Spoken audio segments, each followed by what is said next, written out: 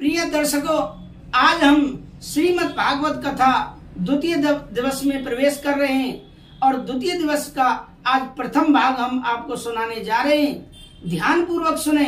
इस द्वितीय भाग में क्या है, द्वितीय दिवस की प्रथम भाग में क्या है कि भगवान के किस अंग को क्या कहा गया है और किस अंग को क्या नाम दिया गया है और इसमें कितने अध्याय हैं, कितने स्कंद हैं और कितने श्लोक हैं, यह सब जानकारी आप द्वितीय दिवस के प्रथम भाग में जान पाएंगे।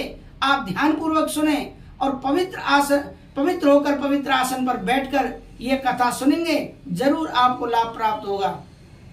अस्मत् गुरुभ्यो नमः, अस्मत् परम गुरुभ्यो नमः, अस्मत् सर्व गुरुभ्यो नमः, श्री राधा कृष्णाभ्याम नमः, श्रीमते रामानुजाय नमः। लंबोदरम परम सुंदर मेघदंतम पीतांबरम त्रयनयनम परम पवित्रम उद्वद्वाकनिभोजल कांत कांतम विघ्नेश्वरम सकल विघ्नहरम नमामि। श्रीमद् भागवत कथा में 12 स्कंद और 335 अध्याय तथा 18,000 श्लोक हैं। तेने अम्बांगमयी मूर्ति प्रत्यक्ष कृष्ण एवं ही, यह साक्षात भगवान श्री हरि का स्वरूप है। उनकी शब्दमयी मूर्ति कौशिकी संहिता में कहा गया है। पादौ तो स्कंद है, पादौ तो प्रथम स्कंद है, द्वितीयो जाननी श्रुत है, तृतीय संसति गेयम, चतुर्थ कटरुच्यते, नाविम तु पंचम विद्यात् हृदयं सृष्टम ईरितम, सप्तमस्तु उरय प्रोक्तम, अष्टम कंठरुच्यते, स्कंदस्तु नवम स्कंद, दशमो मुखवीरितम, कर्णाक्षम नासिकायुक्तम, सर्वात् परपूरितम, एकादशसु तुत्रमांगम, द्वादशम ब्रह्मरंध्रकम, एवं भागवतम शास्त्रम विष्णुमूर्ति प्रकीर्तितम। प्रथम स्कंद भगवान श्री हरि के चरण हैं, दूसरा घुटने, तीसरा जंघा और चौथा कमर है, पांचवा स्कंद नाभि, छठवां हृदय, सातवां छाती और आठवां कंठ, नौवां कंधा और 10वां कान, आंख, नासिका से युक्त संपूर्ण मुक्ष मंडल, 11वां मस्तक और 12वां स्कंद ब्रह्मरंध्र। इस प्रकार यह संपूर्ण भागवत भगवान का ही स्वरूप है। इस भागवत का मंगलाचरण अत्यंत विलक्षण है। ब्रह्म सूत्र का पहला सूत्र अथा तो ब्रह्म जिज्ञासा है यह, और दूसरा सूत्र जन्मादस्य यत है। हे वेदांत का प्रारंभ अतः इस शब्द से होता है कि तात्पर्य है कि इस जगत में जिसका भी जन्म हुआ है वह सभी इस भागवत के सुनने के अधिकारी हैं। धीमहि के द्वारा यहाँ वैदिक तत्व को दिखलाया गया है। जैसे गायत्री मंत्र में धीमहि का प्रयोग होता है, ऐसे ही यहाँ पर धीमहि का प्रयोग किया गया है, जो पाणिनि व्याकरण नहीं बनता बल्कि वैदिक व्याकरण में धीमहि का प्रयोग होता है। आचार्य श्री वंशीधर जी ने इस मंगलाचरण के 108 अर्थ किए हैं, उसमें से हम यहाँ ब्रह्म परक अर्थ का आश्रय लेते हैं। जन्मादस्य यतोन वयाद तरतस चार्तेस ववज्ञ स्वराट, तेने ब्रह्म हृदय आद कवे मोहयन्ति यत सूर्य, तेजो वार मृदाम यथा विनिमयो यत्र विसर्गो मृषा, दाम्ना स्वेन सदा निरस्त क्वहकम सत्यम परम धीमहि। जिसमें इस जगत की उत्पत्ति का पालन और संहार होता है। यतो वा इमानि भूतानि जायन्ते येन जातानि जीवन्ति यतः प्रत्यक्षभिः संभवन्ति। जो सत पदार्थों में अनुगत है और असत पदार्थों से पृथक है, सर्वत्र है, स्वयं प्रकाश है, जिन्होंने सृष्टि के आदि में आदि कवि ब्रह्मा जी को संकल्प मात्र से ब्रह्मा जी को वेद का ज्ञान प्राप्त किया, जिसके विषय में बड़े बड़े विद्वान भी मोहित हो जाते हैं।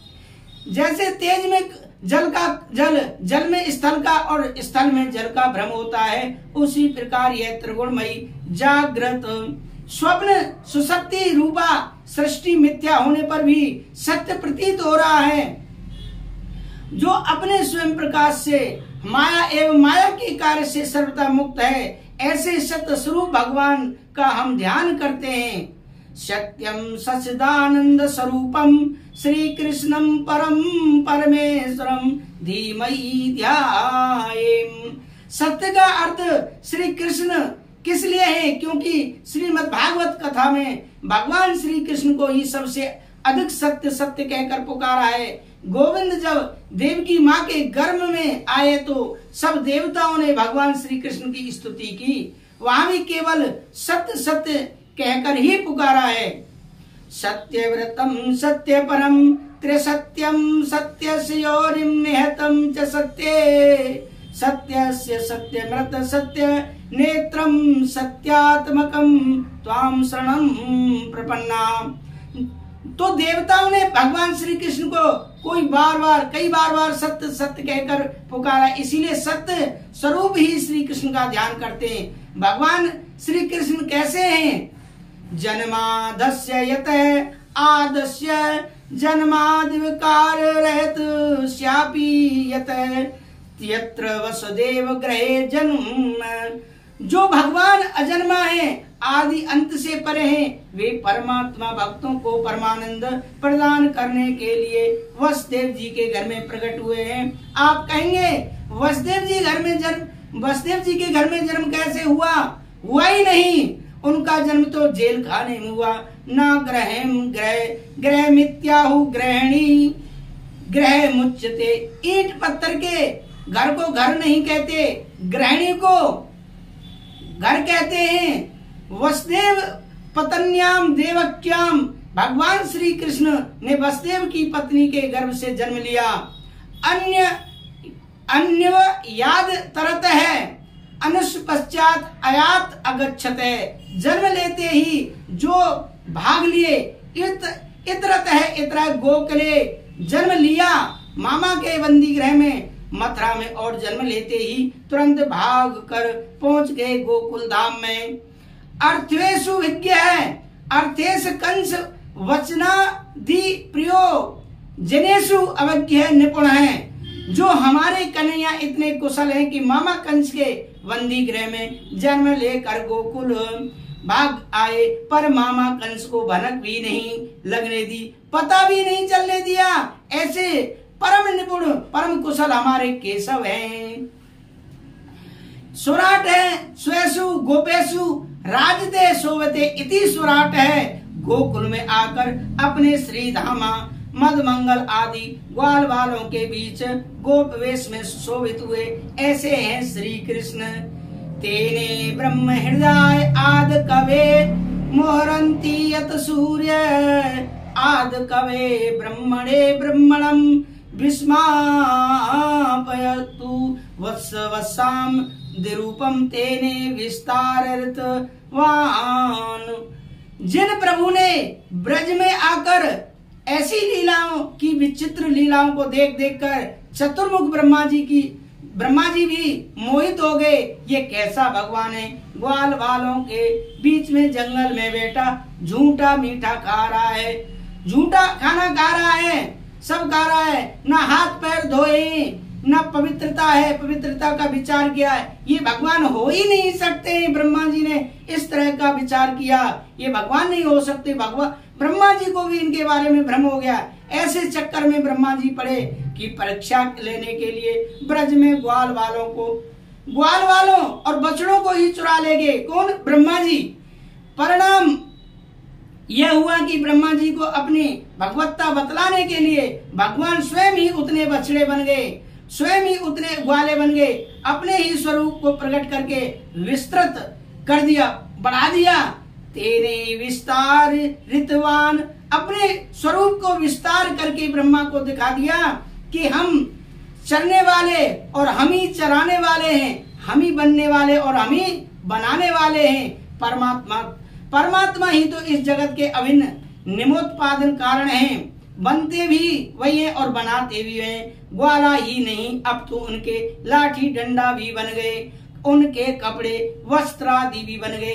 विश्व रूप भगवान सब कुछ बनने में समर्थ हैं। ब्रह्मा जी मोह भंग किया, बल्कि ब्रह्मा जी का ही नहीं, मोहरंती यत सूर्य है। भगवान ने अग्रज संगठन श्री दाऊ जी, जो बड़े भाई हैं दाऊ जी, महाराज जी कन्हैया जी की लीलाओं को देख देख कर मोहित हो जाते हैं। ऐसे हैं श्री कृष्ण।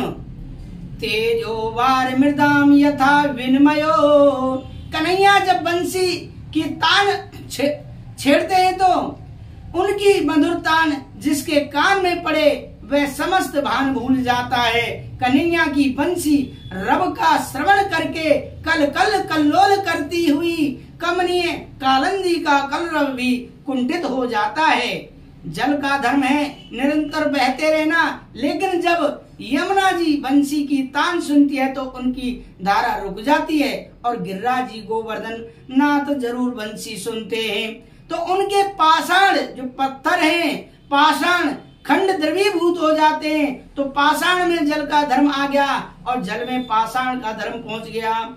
यत्र त्रिसर्गो मृषा, भगवान के 3 धाम है, श्री धाम वृंदावन, श्री धाम मथुरा और श्री धाम द्वारका। और यह तीनों धामों का जो भी परकर है वह नित्य है। जैसे कि वृंदावन में श्री धामा मदमंगल नंद यशोदा आदि, मथुरा में अक्रूर उद्धव आदि और द्वारका में रुक्मणी सत्यभामा आगे जो भी परकर है, उन सच्चिदानंद भगवान का समस्त परकर भी सच्चिदानंद स्वरूप है, सच्चिदानंद स्वरूप ही है। वृंदावन से रासमंडली बुलाई और जो रासाचार्य जी हैं अकेले ही थोड़ा आएंगे और फिर रंग मंच पर आकर वे पात्र जो एक ही घर के सदस्य हैं, कोई कंस बन जाए, कोई कृष्ण बन गया, कोई यशोदा बन गया, नंद कोई अगासुर वकासुर भी बन जाता है। उसी प्रकार भगवान जब धरातल पर पधारते हैं तो अपने ही पूरे परकर को साथ लेकर आते हैं।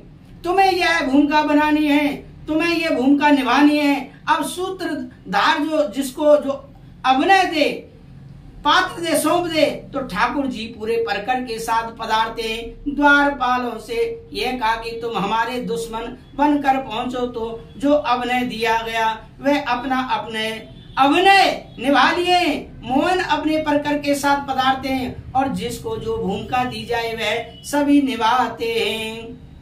दामना स्वेन सदा निरस्त क्वैकम सत्यम परम धीमहि, भगवान के मथुरा आदि धामों में निवास करने वाले भक्तजनों का भगवान संसार प्रपंच समाप्त कर देते हैं। ऐसे सच्चिदानंद घन परमेश्वर, परम परमेश्वर श्री कृष्णचंद्र जी का हम सब मिलकर ध्यान करते हैं। बाबा गोस्वामी तुलसीदास जी कहते हैं, निकाय धर्म न दूसर सत्य समाना, आगम निगम पुराण बकाना।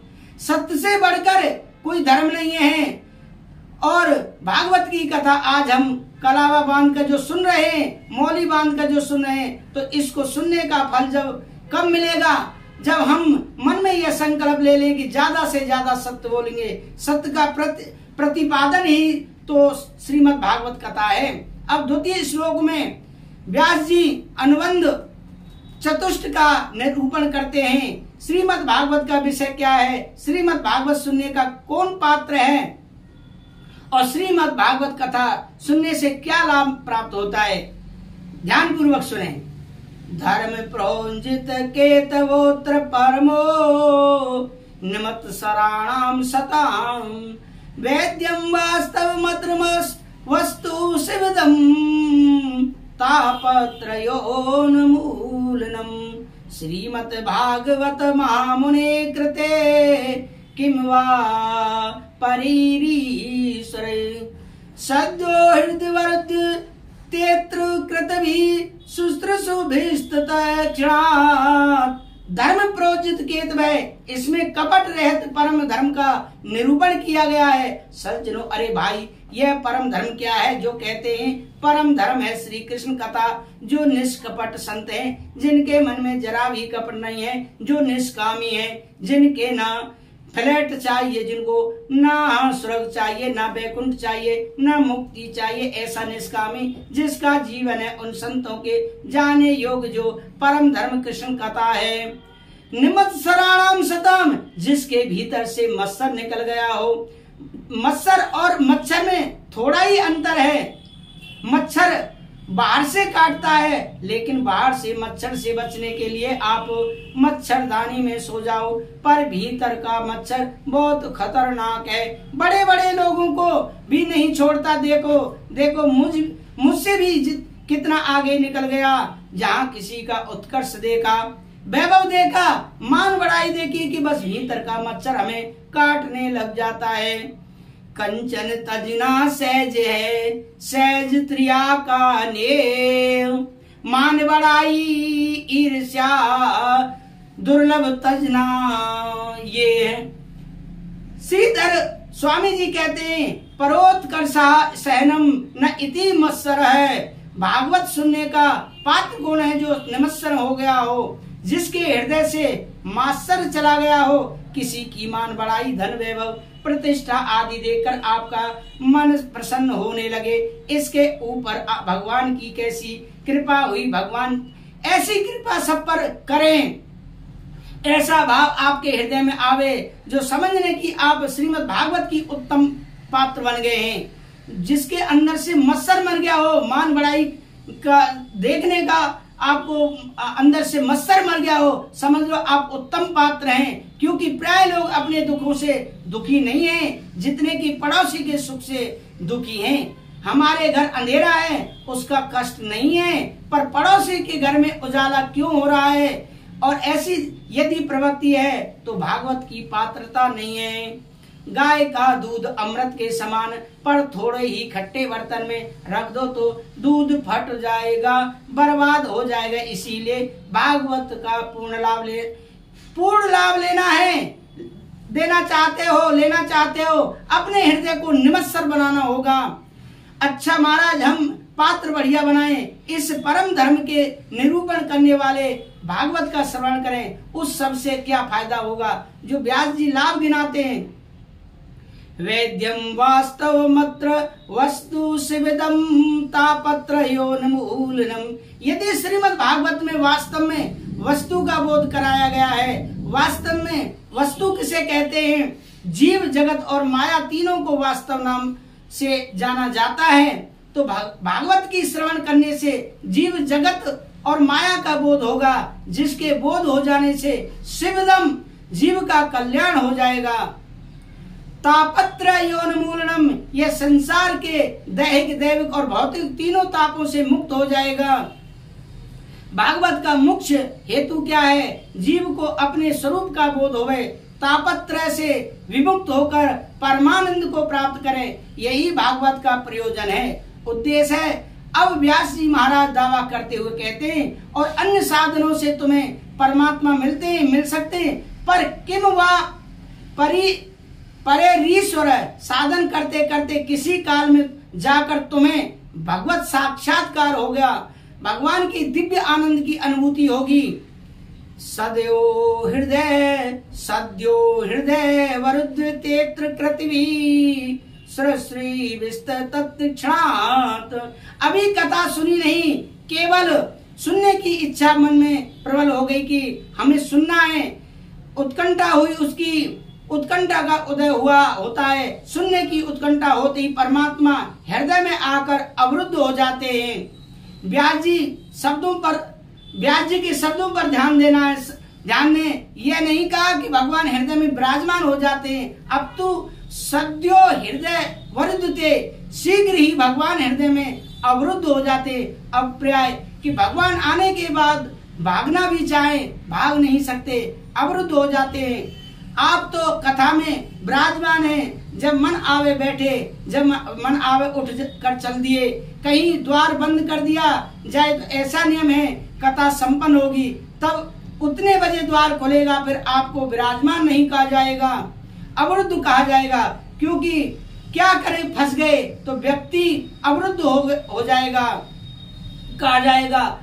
आए थे, सोचा कि आधा पौना घंटा कथा सुनेंगे, उसके बाद चल देंगे, पर यहाँ का नियम मालूम नहीं था, अब तो फंस गए, तो व्यक्ति अवरुद्ध कहा जाएगा। उसी प्रकार भगवान भी एक बार विराजमान हो जाते हैं, फिर जो भागना भी चाहे तो भाग नहीं सकते हैं, भाग नहीं पाते हैं, हृदय का भक्त के हृदय का बंधक बन जाते हैं। ये प्रताप है श्रीमद् भागवत कथा का। निगम कल्प तरोर गलितम फलम सुख मुखाद मृत द्रव संयतम पिबत भागवतम रसमालयम मुहुर्हो रस का भाव का। वेदों का नाम है निगम, वेदों को जो नाम दिया है निगम बोला गया है। वेद रूपी इस विशाल कल्पतरु का परिपक्व फल श्रीमद् भागवत कथा है, भागवत है। किसी ने पूछा कि यदि भागवत रूपी फल बहुत परिपक्व है और वेदों की उच्च शाखा से टपक कर नीचे गिरा है, तब तो फूट गया होगा। श्रीधर स्वामी श्रीपाद जी कहते हैं कि ये फूटा हुआ फल नहीं, क्योंकि यदि नीचे गिरा होता तो शायद फूट जाता, पर यह तो शाखा प्रति शाखा के द्वारा सनई सनई धरातल पर आया है। सबसे पहले भगवान श्रीमन नारायण की दिव्य शाखा से यह फल टपका। भगवता प्रोक्तम भागवतम, इसका नाम भागवत है क्योंकि चतुश्लोकी भागवत के रूप में यह बीज भगवान ने ब्रह्मा जी को प्रदान किया, तो नारायण की शाखा से यह फल टपका, तो ब्रह्मा जी की शाखा पर आकर अटका, फिर ब्रह्मा जी की शाखा से टपका तो नारद जी की, जो नारद जी हैं उनकी शाखा पर लटका, फिर नारद जी की शाखा से टपका कर व्यास जी की शाखा पर अटका, फिर व्यास जी की शाखा से टपका तो सुख शाखा पर अटका, और सुख शाखा से टपका तब परीक्षित के माध्यम से सूत जी धरातल पर आया। इसीलिए टूटा फूटा नहीं, यथावत ज्यों का त्यों यह फल है, धरातल पर उपलब्ध हो गया। किसी ने पूछा व्यास जी आपका फल तो बड़ा सुंदर है और पका हुआ भी है, परंतु खट्टा निकल पड़ा, तो खट्टा फल खाने में अच्छा नहीं लगता, फल तो मीठा होना चाहिए। व्यास जी कहते हैं फल एकदम मीठा है। जिज्ञासु ने पुनः पूछा आपके कहने से थोड़े ही मानेंगे, कोई प्रमाण दीजिए। व्यास जी बोले तो प्रमाण यह है कि फल का उत्तम पारखी कौन होता है? तोता है। तोता जिस फल में मुंह मार देता है समझो कि वह फल मीठा है। चोंच मार दे, आंख मूंद कर समझ लो फल मीठा निकलेगा। तो मेरे भागवत रूपी फल में श्री सुखदेव नामक तोते ने चोंच मार दी है। सुख मुखाद मृत द्रव संयुतम, यह श्रीमद् भागवत सुख मुख विरत फल है। इस फल में सुखदेव जैसे परमहंस का मुख लगा हुआ है, ऐसे वैसे महात्मा नहीं, जन्म लेते ही जो पर ब्राजक होकर चले, पार की परम बुद्धिमान परम रसिक, और इस फल में ऐसे विशेषज्ञ तोता की चोंच लगी हो तो खड़े होने का प्रश्न ही नहीं। पुनः जिज्ञासु ने व्यास जी से पूछा बाबा फल बहुत मीठा है, अच्छी बात है, पर इस फल में रस कौन सा है? आम है तो आम रस और उसने बनाया जाता है, और भगवादी यदि फल है तो उसका रस क्या है? अमृतम परमानंद स एव द्रवो रस। परमात्मा को श्रुतियों ने रस रूप में ही प्रतिपादन किया है। रसो वै सह रसम होवाय लब्धानंदी भवती। वह परमात्मा रस स्वरूप है, वही परमात्मा रूपी रस इस भागवत रूपी फल में भरा हुआ है। कृष्ण रस से परिपूर्ण है यह फल है। भगवान श्री कृष्ण के मधुर चरित्र ही इसमें रस स्वरूप में विद्यमान है। स्वयं परमात्मा की ही तो यह वांगमय मूर्ति है, यह श्रीमद् भागवत।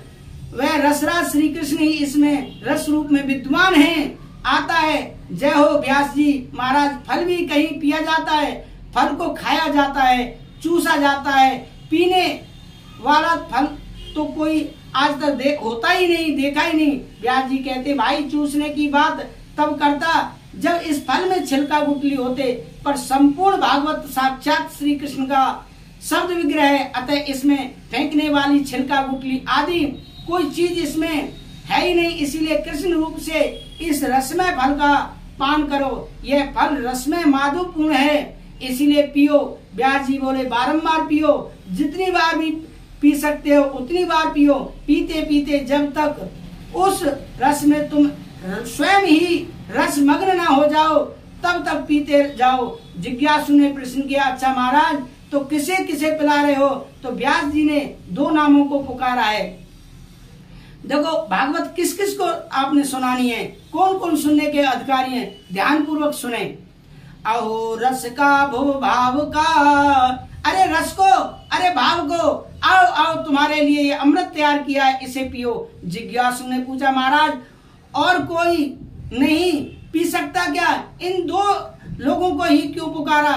व्यास जी कहते नहीं नहीं, प्याऊ तो सार्वजनिक है, तो आवे उसी पानी को पिलाए, जो आवे उसी को पानी पिलाया जाता है। लेकिन 2 नाम तो मैंने उनके लिए जिनको ज्यादा प्यास लगी है, और पानी का महत्व तो प्यासा ही समझ सकता है। जिसे प्यास ना हो उसे हठात मतलब जबरदस्ती बुलाया जाए, आओ आओ बाबूजी मीठा पानी है, पियो पियो, पी कर जाओ, तो बाबूजी पानी नहीं पीएंगे क्योंकि उन्हें प्यास ही नहीं है। और फिर भी दुराग्रह जबरदस्ती आपने पानी बाबूजी को पिलाया, तो बाबूजी आएंगे, पानी बाद में पीएंगे, पहले उसमें प्रश्नों की छड़ी लगाएंगे। ये बताओ पानी तो पिला रहे हो, पर कहाँ से भर कर लाए हो? कहाँ बावड़ी से भरते हो, नल तालाब से भरते हो, कहाँ का पानी है? इतने प्रश्न कर डालेंगे। पानी को छुआ तक नहीं, यह प्रश्न इसीलिए हो रहे हैं क्योंकि प्यास नहीं है, और कहीं रेगिस्तान में फंस गए, प्यास के मारे मुंह चिपक रहा होता, तो कोसों दूर पानी का दर्शन नहीं हो रहा होता। उस क्षण कोई अचानक कह दे भैया पानी पियोगे, तो छान कर भरा या कुएं से भरा या मांझ कर भरा, ये प्रश्न समझ नहीं आएगा। उस समय सिर्फ पानी समझ में आएगा। कहते हैं यह दिव्य कथामृत प्रभु के चरित्रों का अमृत है, पर जो पिपासु है, जो प्यासा है, इसका महत्व समझ पाएगा रस को। और भावुक का नाम इसलिए लिया गया क्योंकि ये कृष्ण कथामृत पान करने के लिए आतुर है। पिपासु जो प्यासा होता है, उसकी पैनी निगाह चारों तरफ ढूंढती है कि पानी कहाँ मिलेगा, और यह निमंत्रण की प्रतीक्षा नहीं करेगा। रसिक तो पागलों की तरह भागते हैं, कैसे भी मिले, कहीं भी मिले, हमें पीना है। इसीलिए व्यास जी महाराज ने रसिक और भावुकों का ही आह्वान किया है। श्रीमद् भागवत कथा द्वितीय के दूसरे भाग में हम बताएंगे कि श्रीमद् भागवत कथा शौनक आदि ऋषियों ने वह सत्संग कहाँ किया, कितने महात्माओं के साथ बैठकर किया। दर्शकों, आपके जब तक आप इस कथा को पूर्णतः क्रमशः नहीं सुनेंगे तब तक समझ में नहीं आएगी। आप प्रतिदिन हमारे प्रत्येक भाग को सुने तो आपके समझ में यह श्रीमद् भागवत कथा जरूर आएगी। आपसे निवेदन है कि हमारे इस श्री नारायण प्रसादम यूट्यूब चैनल को सब्सक्राइब करना न भूलें, जिससे कि आपको प्रतिदिन की प्रतिदिन क्रमशः नोटिफिकेशन मिलता रहे। धन्यवाद। राधे राधे। जय श्री राम।